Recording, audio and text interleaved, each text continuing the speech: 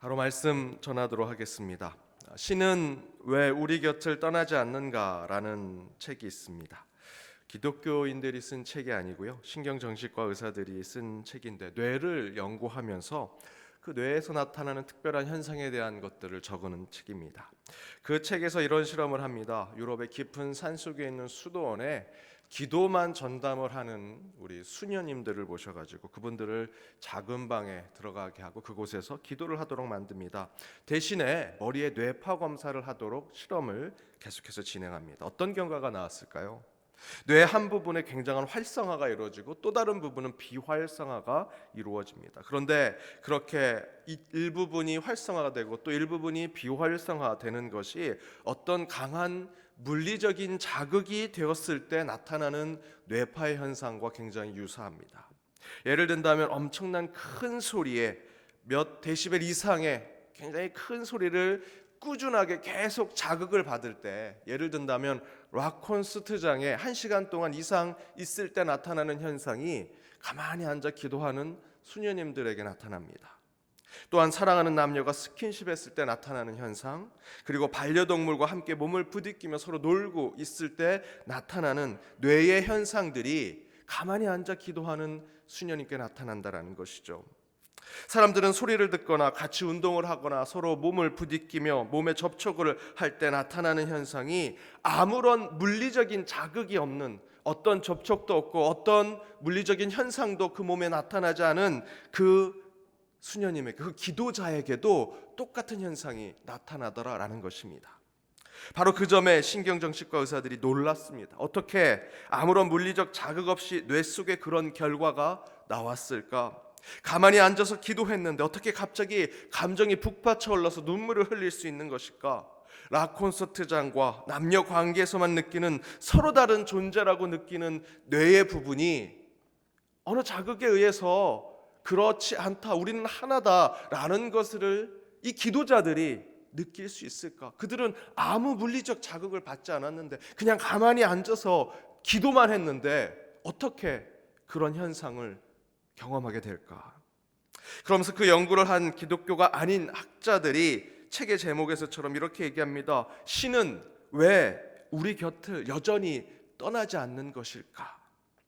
세상의 과학과 이론 속에서는 신이 없다, 종교는 무의미하다라고 이야기하는데, 도리어 과학을 연구해보면 도저히 설명할 수 없는 일들 가운데 우리는 신이 여전히 우리 곁에 있다라는 것들을 인식하게 되는 추론을 하게 됩니다. 이에 대한 수많은 답이 있겠지만 가장 분명하고 클리어한 답은 오늘 본문 앞부분에 나옵니다. 오늘 우리 42절을 함께 읽어보겠습니다. 42절, 오늘 본문 앞부분에 있는 말씀입니다. 42절 함께 읽겠습니다. 항상 내 말을 들으시는 줄을 내가 알았나이다. 그러나 이 말씀 하옵는 것은 둘러선 무리를 위함이니 곧 아버지께서 나를 보내신 것을 그들로 믿게 하려 함이니이다. 그 다음에 있는 43절을 보시면 죽은 나사로를 살리는 이야기가 나옵니다. 바로 그 전에 나온 말씀이 42절의 말씀인데, 그 죽은 나사로를 살리는 것에 대한 평가의 말씀이죠. 곧 예수님께서 죽은 나사로를 살리신 목적이 둘러선 무리를 위함이다라는 것입니다. 곧 하나님 아버지께서 나를 보내신 것을 사람들로 하여금 내가 하나님이다, 예수 그리스도가 내가 보낸 독생자다라는 것을 알고 믿게 하기 위함이다라고 증거해 주시는 말씀입니다. 다시 말씀드리면 예수님께서 나사로를 살리시는 기적을 보여주시는 것은 곧 예수님께서 인간에게 하나님의 아들, 하나님 그 자신이다라는 것을 믿게 하기 위함이다, 그 예수를 통해서 구원을 받게 하기 위함이다라고 설명하시는 것이죠. 어쩌면 앞에서 말씀드린 신은 왜 우리 곁을 떠나지 않는가라는 책에서 연구한 그 내용도 과학과 이성이 설명할 수 없는 우리 안에 있는 현상들 속에서 우리가 깨달아야 하는 것은 하나님은 여전히 우리와 함께 계시며 우리에게 그리스도가 하나님이시다라는 것을 믿게 하고 있다라는 것입니다. 저와 여러분이 사실 작은 것에서 큰 것까지 기적을 체험했죠. 도저히 설명할 수 없는 영적 체험 가운데 지금 이 자리에 앉아 있다라고 믿습니다. 여러분, 주중 내내 힘들게 일하셨는데 왜 토요일 이 새벽 피곤하고 더 잠잘 수 있는 이 시간에 이곳에 오셨습니까? 상상할 수 없는, 도저히 설명 불가능한 영적 체험, 하나님이 살아계시는구나 라는 것을 여러분 경험해서 이곳에 온 것 아니겠습니까? 그런데 오늘 말씀 본문에서는 그런 예수님의 기적, 도저히 설명 불가능한 일들이 벌어지는 상황 속에서 우리 인간들 사이에서 또한 일어나는 일들을 설명하고 있습니다.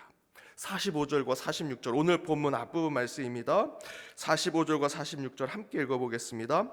마리아에게 와서 예수께서 하신 일을 본 많은 유대인이 그를 믿었으나 그 중에 어떤 자는 바리새인들에게 가서 예수께서 하신 일을 알리니라. 무엇을 이야기합니까? 예수님께서 죽은 사람을 살리는 기적을 보고도 한 부류는 예수를 믿었지만, 여러분 오늘 본문의 증거대로 다른 한 부류는 46절의 말씀에서 어떤 자들은 바리새인에게 가서 예수가 하신 일을 알렸다. 그것은 곧 예수가 하나님이다라는 것을 믿지 아니하고 예수를 죽일 궁리만 하고 있다라는 것입니다. 여러분, 이것이 지금 우리 시대의 저와 여러분의 모습 아니겠습니까? 수많은 사람들이 말합니다. 기적을 보여달라. 그럼 예수를 믿겠다. 그러나 우리는 곳곳의 삶에서 기적 이상의 것들을 체험하며 살아갑니다. 기적 이상의 것들을 직관하고 확인하며 살아가지요. 그것으로 하나님을 믿겠다라는 사람이 분명히 있습니다.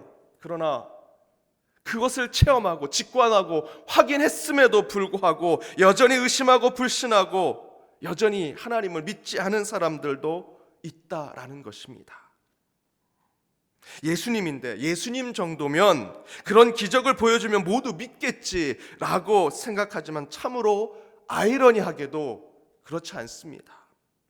아무리 목사가 베스트 설교를 해도요, 꼭 몇 분은 와서 목사님 오늘 은혜가 되지 않았습니다 라고 하는 분들이 계십니다.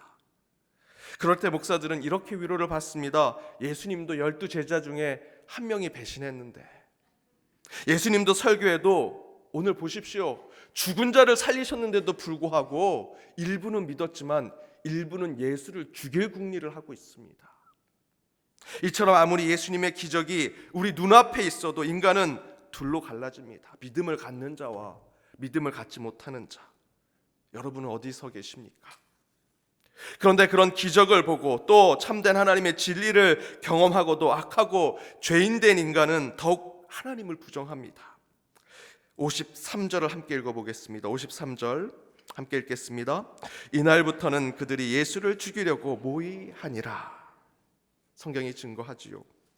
기적 앞에 도리어 의심과 불신하는 사람들은 더욱더 강하게 나옵니다. 그러자 예수님께서 어떻게 하셨습니까? 54절 함께 읽겠습니다. 그러므로 예수께서 다시 유대인 가운데 드러나게 다니지 아니하시고 거기를 떠나 빈들 가까운 곳인 에브라임이라는 동네에 가서 제자들과 함께 거기 머무시느니라. 예수님께서 빈들, 에테모스라고 하는, 예수님께서 40일 금식기도 하셨던 그 광야로 또다시 가셨다라고 기록하고 있습니다. 그런데 여기 빈들, 광야로 가시는 예수님의 모습은 이전의 말씀, 이전에 예수님께서 광야로 혼자 가셨던 모습과는 조금 다른 것을 성경은 증거하고 있습니다. 어떻게 다릅니까? 예수님께서 제자들과 함께 광야로 가셨다라고 증거하죠. 혼자 가신 것이 아닙니다. 이전에는 혼자 산으로 가셨습니다. 혼자 기도하러 광야로 가셨습니다. 그런데 오늘 본문에서는 또 다른 광야 훈련의 모습을 우리에게 보여주고 계십니다. 혼자 가시지 않았다라는 것입니다. 이에 대해서 우리가 영적으로 들어야 할 메시지는 이제 혼자 하는 훈련에서 함께 하는 훈련을 우리는 기대해야 한다는 것입니다. 54절 마지막 부분에 보면 예수님께서 빈들에 제자와 함께 가셨다라고 증거합니다. 여기서 제자들은 12제자와 더불어 45절에서 죽은 나사로를 살리는 기적을 보고 영적 체험을 하고 하나님을 만나는 첫사랑을 경험하고 주님을 따르겠다는 모든 이들과 함께 광야에 가셨다, 빈들에 가셨다라는 것입니다. 전에 광야로 가시는 예수님은 혼자 가셨습니다. 그러나 오늘 본문에서 빈들 광야로 가시는 예수님은 이제 예수님이 혼자가 아니라 누구와 함께, 제자들과 함께, 그를 따르는 이들과 함께 가십니다. 왜 그러셨을까? 이제 예수님은 죽음을 앞두고 계셨기 때문입니다.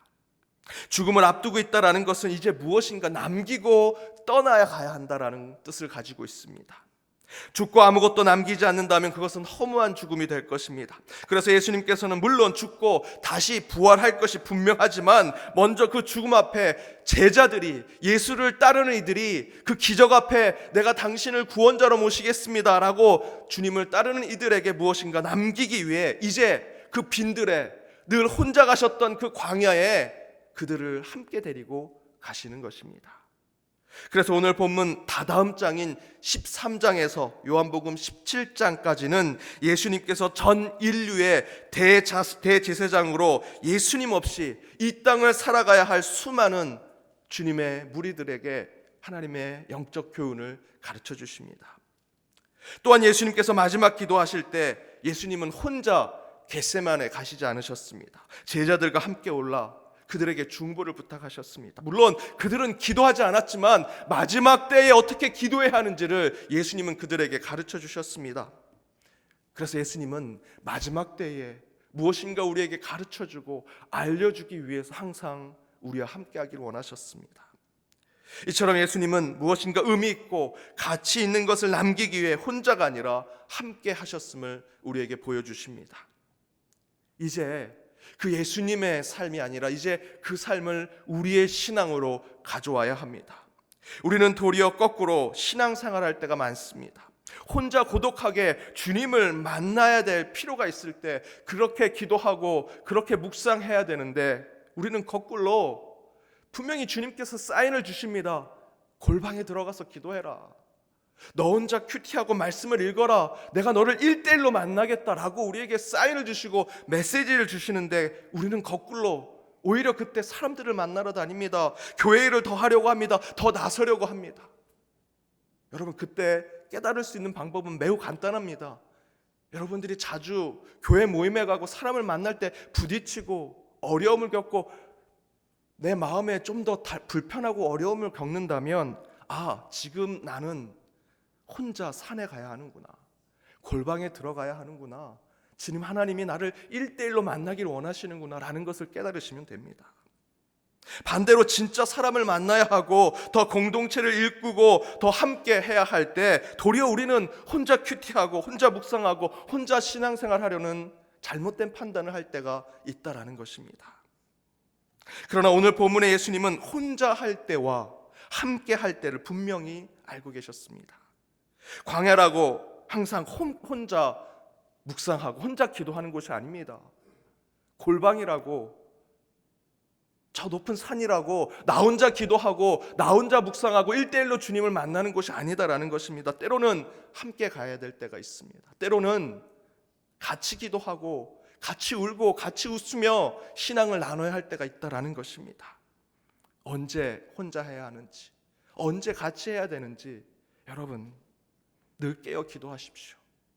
지금 나의 신앙의 상태가 누군가와 함께 해야 하는 것인지, 지금 나의 신앙의 상태가 주님을 1대1로 만나야 하는지 여러분 기도해야 깨달을 수 있습니다. 혼자 할 때와 함께 할 때를 잘 구분하여 참된 영적 성숙을 이루는 저와 여러분이 되길 원합니다. 여러분 왜 새벽 제단에 오셨습니까? 그런 영적 성숙을 위해서 이 새벽에 더욱더 깨우는 자가 되기 위해서 이곳에 왔음을 믿습니다. 오늘 함께 기도할 때 그 가운데 하나님이 원하시는 나의 신앙의 자리가 어딘지를 다시 한번 깨닫는 저와 여러분의 신앙이 되시길 주님의 이름으로 축복합니다. 함께 기도하시겠습니다. 은혜가 풍성하신 하나님 감사합니다. 이 새벽에 저희를 깨워 일으켜 세워 저희들 이 새벽 제단까지 오게 하심을 감사드립니다. 한 주 세상에 살며 피곤한 몸을 가지고 있습니다. 여전히 더 눕고 더 자고 더 졸고 싶습니다. 그럼에도 불구하고 주님께서 여기까지 인도하신 이유가 있음을 저희들 믿습니다. 우리가 살아갈 때 내 한마디 한마디의 이야기, 나의 손짓 발짓에 내가 가는 곳곳마다 모든 것에 하나님의 의미와 뜻이 있음을 깨닫게 하여 주옵소서. 그 가운데 특별히 이 제단을 지키게 되었다면 이곳에 하나님의 뜻이 있습니다. 주님, 이 시간 말씀 가운데 깨닫게 하시고 찬양 가운데 저희에게 변화를 허락하시며 기도 가운데 주님의 음성을 듣게 하여 주옵소서. 허락하신 말씀을 붙들고 나아갑니다. 늘 혼자 가셨던 그 강화, 그 산에 주님께서 이제 우리와 함께 가시길 원하십니다. 그 가운데 하나님의 뜻을 깨닫게 하여 주옵소서. 하나님의 메시지를 듣게 하여 주옵소서. 하나님의 음성을 듣게 하여 주옵소서. 이제 우리도 언제 혼자 해야 하는지, 언제 함께 해야 하는지를 바로 깨닫는 참된 영적의 분별자들이 되게 하여 주옵소서. 이를 위해 깨어 기도하길 원합니다. 이제 함께 기도할 때 주님, 저희들에게 참된 주님의 영적 분별력을 허락하여 주옵시고, 함께 해야 할지, 혼자 해야 할지, 광야로 가야 할지, 산으로 가야 할지, 주님의 제단으로 가야 할지 온전히 깨닫고 나아가는 이 시간이 되게 하시고, 그 가운데 하나님께서 저희에게 길과 강을 내어주신 하나님의 비전을 보는 저희 모두가 되게 하여 주옵소서. 이 모든 간구 예수님의 이름으로 기도드립니다. 아멘.